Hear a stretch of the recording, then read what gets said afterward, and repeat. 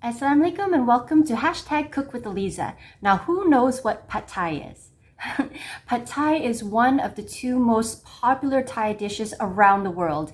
It's a savory, sweet, and sour balance of wonderful Thai flavors. And today we're going to make a simple version of it. It's very similar to the one that's made at my mom's restaurant in Boston, but it's not the traditional one because the traditional Pad Thai has a lot of exotic flavors that I'm afraid that most people can't find. So we are going to do a simplified version, but definitely it's still going to hit the spot.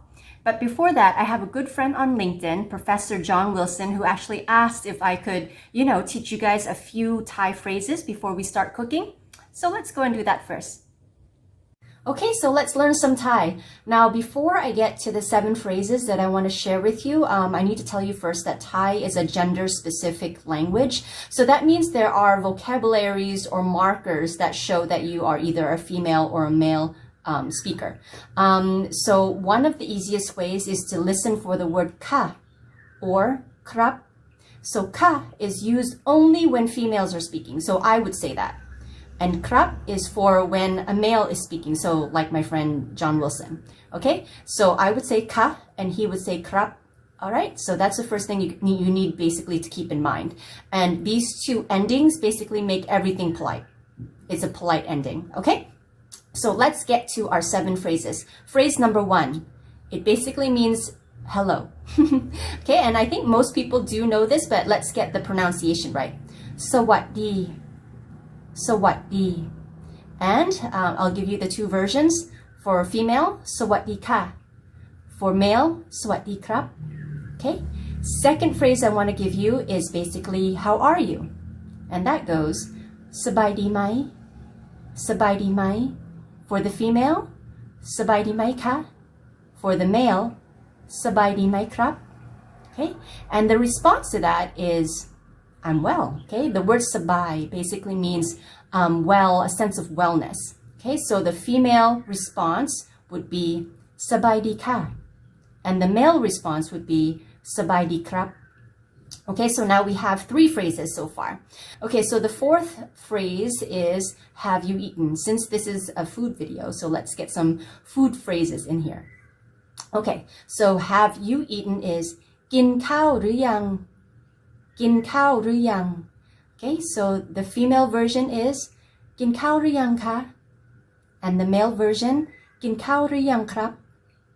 Okay, maybe the male has to be a little bit less soft than that, but I'm not a male, so I don't know how to say it like a male, but that's basically the pattern. Okay, gin khao rư yang ka, gin khao rư yang krap.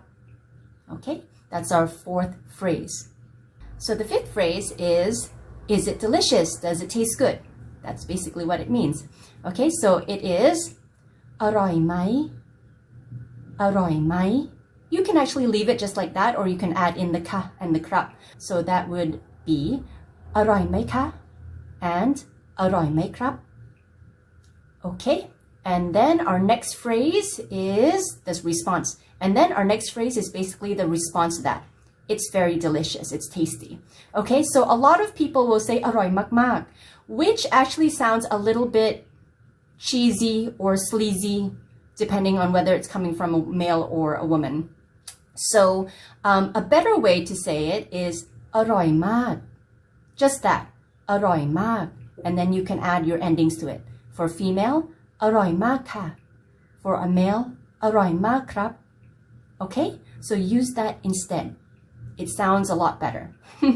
And our last phrase for today is thank you. Okay, so after you say it's very delicious, you say thank you. Okay, so thank you is khop kun. Khop kun. Okay, the female version is khop kun ka.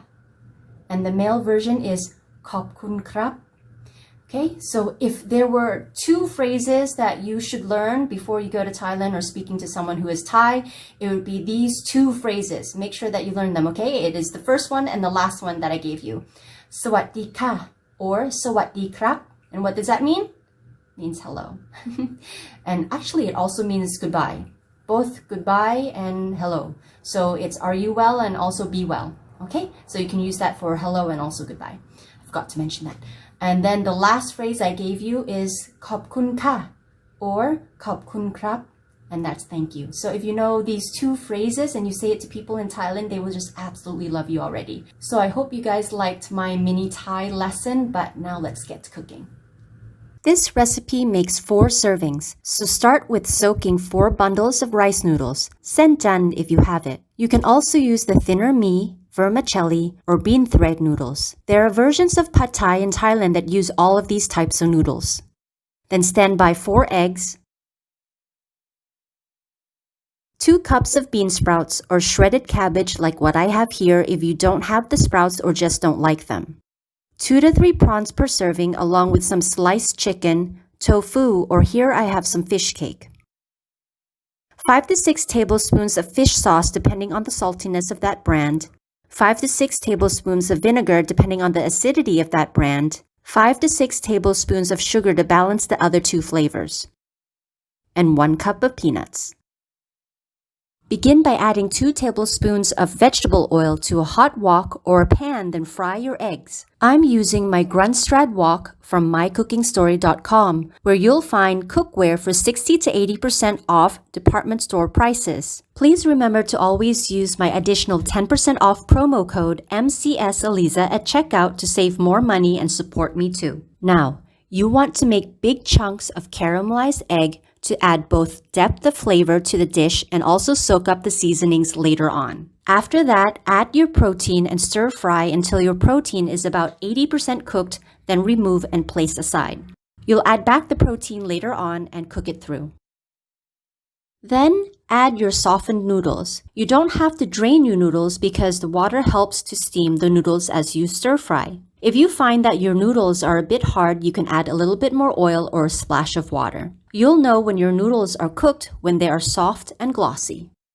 Once the noodles are glossy, add in your bean sprouts or cabbage and stir fry until the cabbage really cooks down. They will kind of blend into the noodles so you know that it's cooked. At this point, I usually use 2 spatulas to turn the noodles really well. Okay, now add your fish sauce, vinegar, and sugar. Mix very well so that all the flavors are soaked up by the noodles and eggs. Use a clean fork to taste for balance between the salty, sour, and sweet flavors. Add more of whichever seasoning as needed. At this point, add back your protein and cook through. Be careful not to overstir your noodles as they could break and become mushy. Okay, let's transfer this into a serving dish and set it aside to be plated later on. Now let's dry toast some peanuts. Heat a pan over medium heat and then add your peanuts. Toss or stir them from time to time, letting it toast on either side till the peanuts are brown. It's okay if there's some charring, as this will add a little bit of smoky flavor to the nuts. Lastly, pound the nuts. The nuts don't have to be very finely ground. A medium coarse consistency is good so that we can get some chunky bits while eating. You can also grind the peanuts in a grinder or food processor. I just hate washing them, so I use a pestle and mortar, and that works for me.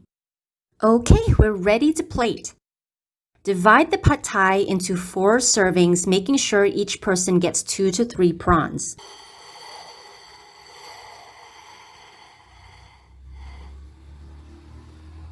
Then top off the dish with the wonderful freshly ground peanuts that we just made. Oh, it looks so good, right? Okay, so let's get a spoonful of this and try. Yep, okay, so this hits the spot. But you know what would make it really great is some crushed dried chili and a squeeze of lime.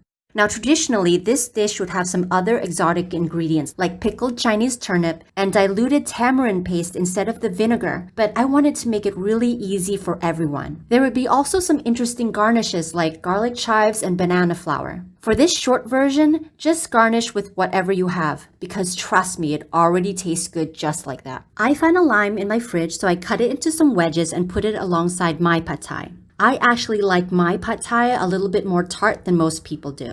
Well, anyway, you guys have fun making this dish, and I'll see you guys next time. Assalamualaikum. Bye-bye.